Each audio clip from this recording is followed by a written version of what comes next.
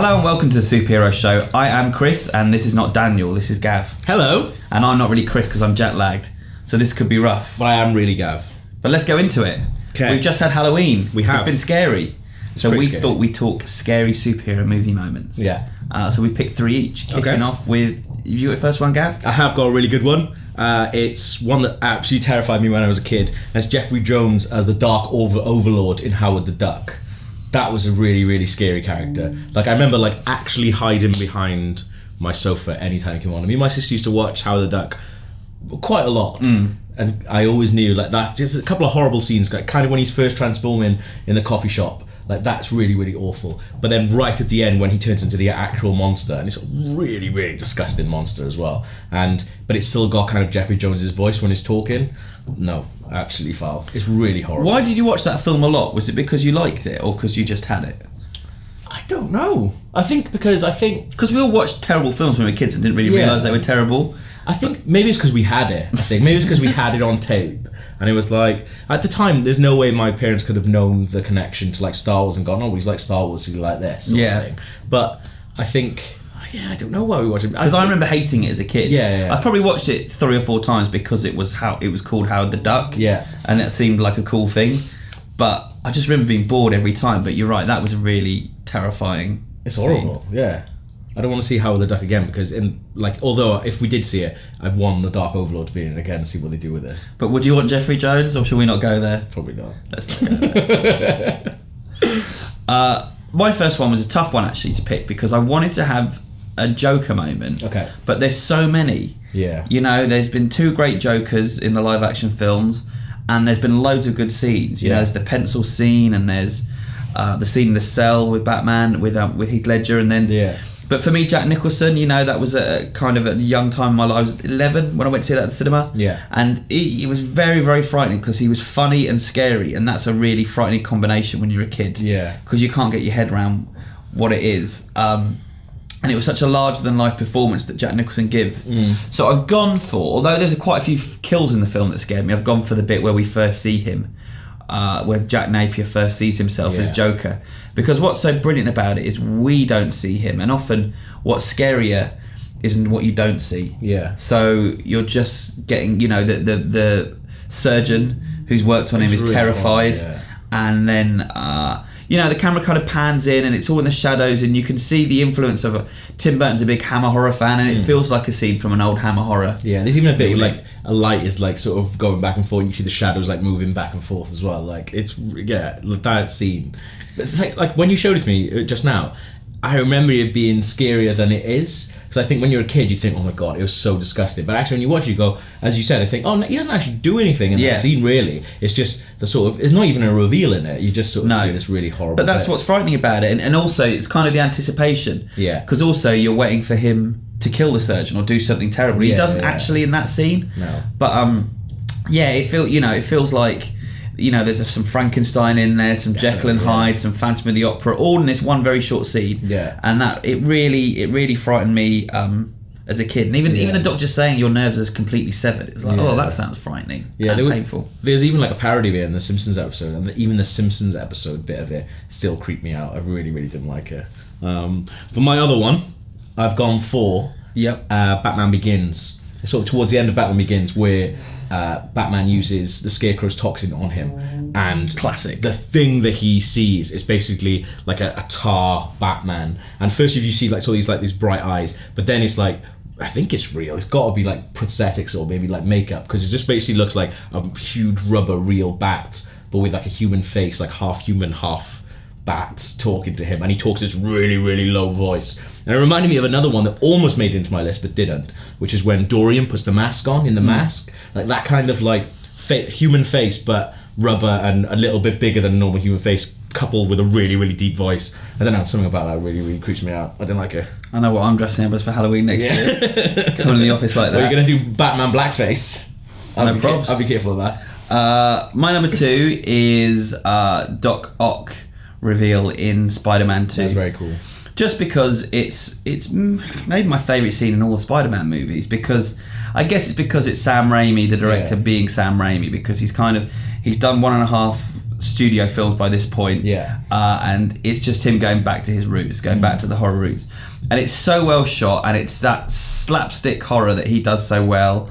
And the tracking shots along the floor, and there's a gag with a chainsaw, and there's really horrible people, hysterical, being killed in horrible, unpleasant ways. There's really horrible screams in it, I remember. Like, I might just watch it now, and like there's that shot of the woman being dragged, and she's basically scramming her nails along the floor. Like, that's pretty gross. It's just him really enjoying himself and kind of flexing those muscles. Yeah. And it kind of ends with Alfred Molina letting out this roar of no, and it's just like the one in Revenge of the Sith. Okay, yeah. But in this one, he nails it, and it's like a really great moment. Whereas in that one, it's exactly the same scene almost, but it's just that's it done right and that's it done wrong. Yeah.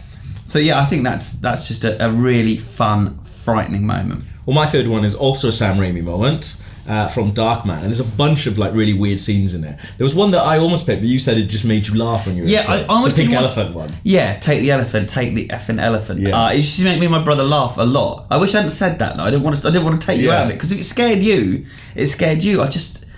It was just his acting in it. It was a bit. His acting in that film was all over the place. It's crazy. Yeah, I think that's what it was. Something as a kid that didn't sit right with me when I was watching it, and it was just like, it's the editing, which is like really awesome, like Sam Raimi shots. There's a lot of like sort of twirling and zooming. There's those, and then just like the colours are really vibrant, so it reminds you of like, oh, this is gonna be quite fun, and then it's really isn't. And there's like when he actually snaps the guy's fingers, it's pretty disgusting. But I'm not going for that one. No. I'm going for a scene where he's sort of dancing around. I think he's like dancing, pretend to be like a freak in a sideshow, and he's like basically having an argument with his cat, and it's a really weird scene. Like, if you watch it when you're young, it's not very nice at all. Yeah, but I was trying to find one from like Avengers or something like that, but it's not really that many scary moments. And no, it's just more like the older ones before superhero movies had this sort of, you know, this vernacular where they're just like, now superhero movies look like a certain way. Yeah, and I think the Marvel ones as well. I think you still got a chance with DC of it. You know, obviously you had the Nolan films. Yeah. We could have picked a bunch of scenes from the Nolan ones. Yeah. And you know, I think Batman v Superman next summer might be pretty not. There could be some nasty, frightening scenes in that. Yeah, that's the thing. I was trying to think of like frightening, and there was because I actually am pretty afraid of Bane in Dark Knight Rises, like just like his presence and just like his evilness. But there's that really awesome scene where I can't remember his name, but goes, "What are you?" And he's like, it's an amazing like sort of back and forth, and you think, I'm actually pretty afraid of him, but I like that one as well. My final one is a weird one, but it's not just my scariest superhero moment, it's my scariest film moment ever because of when I saw it and what it did to me. So it's Superman 3, which came out in 1983 when I was 6 years old. And I remember vividly going to the cinema with my mum, and they had like little lobby cards on the chairs, and there were pictures from the film. And I saw the picture of this scene and started getting upset then, like saying to my mum, I don't want to watch this. And she sort of, Superman, it's fine. Don't be a baby, sit down. But as the film was progressing, I remember being really nervous about this, and it was really messing me up. And then the scene comes, and it's when the character Vera, who's played by Annie Ross, the sister of the villain, she gets that they've built a machine to kill Superman, and it's malfunctioning, and it kind of pulls her in with a tractor beam and turns her into a robot by putting these metal plates and these wires all over her mouth, and she makes this kind of ungodly noise. And it was just the thought of this transformation happening to you. And then she comes out and she's this robot firing off lasers, and it terrified me. And now when I watch her come out as the robot, I'm like, well, that's not frightening. But still, when the scene before, when it's happening to her and I hear that noise, I still like feel like a little bit of wee might trickle down my leg. I'm so frightened. There's quite a lot of that we've picked like independently, like transformation scenes. Like, because I guess that's going from like normal to something like super weird. But yeah, I think I didn't really remember that scene when you were talking about. When I watched it, yeah, it's pretty silly. Like, but I can imagine seeing that as a kid and really not like it. I was borderline hysterical. So there you go. Those are our 6 scariest superhero movie scenes. But what are yours? Let us know. The address is superheroshow@ign.com. Speaking of which, we have some feedback. I'm going to read out the first piece. Okay. And it's to do with the show last week. So I guess last week, I haven't watched it because I just got back off a plane. Yeah. And you did it without me. Yeah. Iron Fist was the talk of the town. That's right. So you were picking your casting for Iron Fist. We were picking our favourite ones. I told you, I've had some sort of comments throughout the week because I picked Jesse Plemons and everyone's saying he's too ugly to be a superhero, which I don't think is a very nice thing to say. No. What was the hot favourite that the two of you picked? What's his chops from? I can only think Cousin Matthew, and that's not his name, from Downton. Oh, Dan Stevens. Dan Stevens, that's it, yeah. Cousin I Matthew. thought you might pick Dan Stevens. Yeah. Because I think he'd just be really, really good. Yep. Good man. All right, so first bit of feedback is from George Hanson, who says, "Hello everyone from New Jersey." Really? And when I first read that, I thought it meant hello from everyone from New Jersey, which is a lot of people. Yeah. Anyway, he said, "I absolutely loved your episode about Iron Fist this week and have one perfect choice of my own. Yeah. That being the superb Landon Liboron, who can be seen... Have you heard of him? Absolutely not. Landon Liboron, who can be seen right now in the final season of another Netflix show, Hemlock Grove. Oh. While that series gave little room for its stars to shine, Landon was a fantastic performer who excelled in action, drama and humour. He has a swagger similar to Danny in the comics and really struck me as someone who can hold his own with actors a bit older than him. Danny being quite a bit younger than his fellow hero for hire Luke Cage would be perfect role for him." Oh. So that's really good, someone we don't really know. Yeah, I have no idea what that is. Thanks, George. We'll check this kid out. Yeah, and Hemlock Grove is finished now, so he's got stuff on. Did you watch it? Nope. I never watched it. I feel bad about it. I might want to watch the transformation, the first episode. Everyone says it's good. And then, really? And then stop. I'm going to check it out then. I've gone from Vincent Borg from Sydney, Australia, who says, "In 2013, I had this discussion with a friend and we both settled on Star Trek's Chris Pine to play Danny Rand. We both agree he could play a character that's quite similar to Kirk in his light-hearted attitude, but can change to a serious tone as well as being quite physical in stunt scenes. That will happen now as he has a role within the DCU, but he would still be my ideal choice." I don't know. Yes, no? I think he's too big. Too big. I think he's too big a star to do it now. Sylvester Grogan says, "I think Matt Ryan on Constantine would be a good choice. He's had experience playing a supernatural character on a DC show, and even though he's a bit older than what you would expect from Iron Fist, I think he would make a good Danny Rand. Also, he kind of needs a job." Oh. Now, Sylvester, I'm going to have to pick you up on a couple of points here. If he's played a character in a DC show, that's going to make it tougher. Yeah. Particularly one they've said is going to be returning to the DC universe in other shows. Yeah. So I think the problem there is... He already has as well, I think, He already has cropped up. I think the problem is that he's still Constantine. Yeah. I never saw that, and I kind of don't want to. It was alright. Yeah. Yeah, I quite liked it. Didn't fancy it. Anyway, Chris James says... I was just thinking about your candidates for who will play Iron Fist, and I was wondering, although he's already made it... Maybe Ray Park, as he's already got the kung fu element and would attract Star Wars prequels to watch Netflix. Star Wars prequel fans to watch Netflix as well. I like how he says he's already made it. Like Ray Park is like a household name. Chris, have you seen Ray Park act? I've seen him in X-Men. X-Men. He could bring the X-Men fans in as well. He's bringing the Star Wars. He must be taking the piss. I don't think so. I think he's too old. Yeah. I'm not sure he's too good an actor. Yeah. Yeah. No. I mean, someone else. I don't want to be rude. Someone else suggested Stephen Amell, who plays Arrow. I think we've got to think of people that aren't already signed up to play superheroes on a regular basis. Here is one from Ryan Carroll, who regularly writes in and says, "Hey guys, with Marvel on the verge of possibly cancelling its Netflix Iron Fist series, is this something I've not heard this?" I think so. Oh. I probably shouldn't have read this out then. Yeah, I probably won't read the rest of this out then if that's not true. What's he saying? They're cancelling it? Yeah. I freaking hope not. We just done an entire show about it. Right, alright, I'm not going to read the rest of that, but tell us what you know that we don't. DJ Kento. Is that his name? Oh, is he a DJ or his name is like... Might be David Jones. Yeah, David James Kento.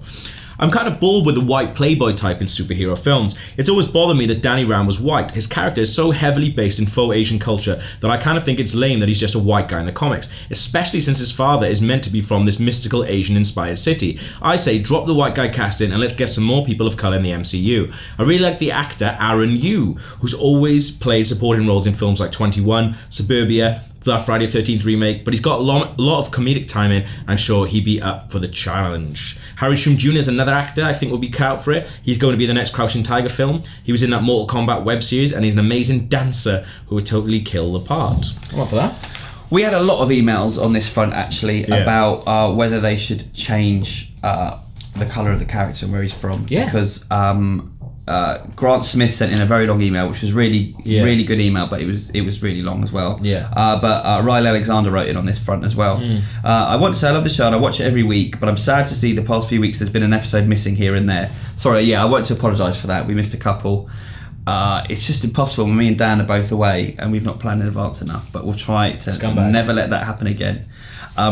Anyway, he goes on to say, Iron Fist is one of my favourite Marvel characters, and I was really excited when they announced they were doing a Netflix show, especially after seeing how great Daredevil was.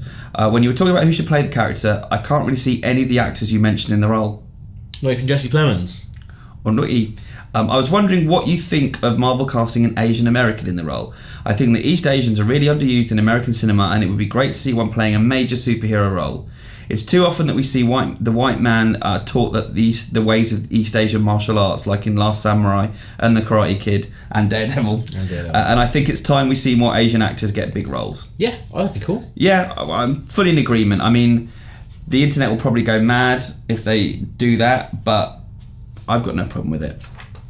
F the internet, that's what I'd say. I just watched Supergirl last night, the first episode, and obviously Jimmy Olsen is African American in that one. Whatevs. Doesn't make a difference. Whatevs. Doesn't matter. We got an email on something else from Michael Evans. It says, hey fellas, I was wondering why you still haven't given any love to the animated films from DC and Marvel. Both regularly hit it out of the park, especially DC. The 2-part adaptation of Frank Miller's Dark Knight Returns ranks as one of my all-time favourite Batman films. I'd love to hear your thoughts on these films. They should not be ignored. And that's all the way from Edmonton, Alberta. Yeah, I'm going to... Now, we've talked about doing this before. Okay. I'm going to level with you guys. It's because we haven't watched enough of them. Okay. Like, we do want to do this, but it's like we've got to buy them all and watch them all. There's some really good ones, though. Yeah, I mean, I want to watch... I will watch The Dark Knight Returns. Yeah, I still haven't seen that.